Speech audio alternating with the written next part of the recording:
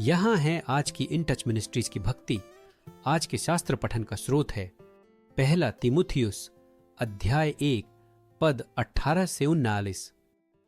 मेरे पुत्र तीमुथियुस, मैं तुम्हें यह आज्ञा तुम्हारे विषय में पहले से की गई भविष्यवाणियों के अनुसार सौंप रहा हूं कि उनकी प्रेरणा से तुम निरंतर संघर्ष कर सको तथा विश्वास और अच्छे विवेक को थामे रखो।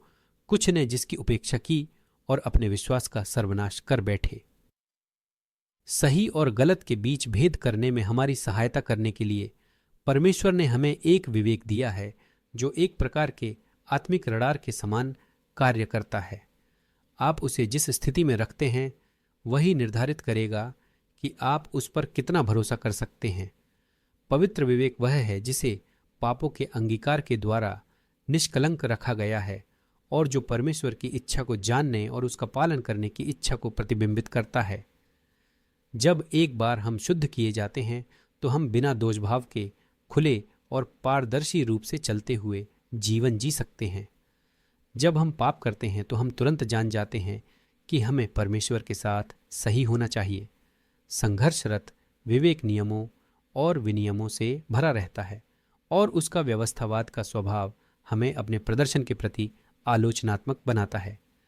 चाहिए, उचित है और अवश्य कि अपनी ही व्यवस्था बना लेने के बाद हम उसी का उपयोग सही या गलत तय करने के लिए करते हैं।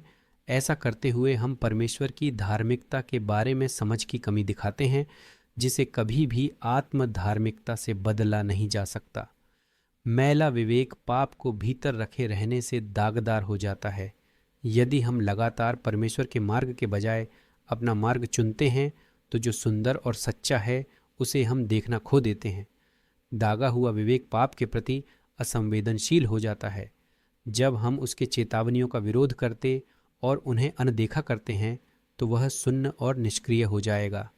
परमेश्वर से प्रार्थना करें कि वे आपको दिखाएं कि आपका विवेक कितनी अच्छी तरह काम कर रहा है और जहां सुधार की गुंजाइश हो वहां उन्हें उसे बहाल करने दें।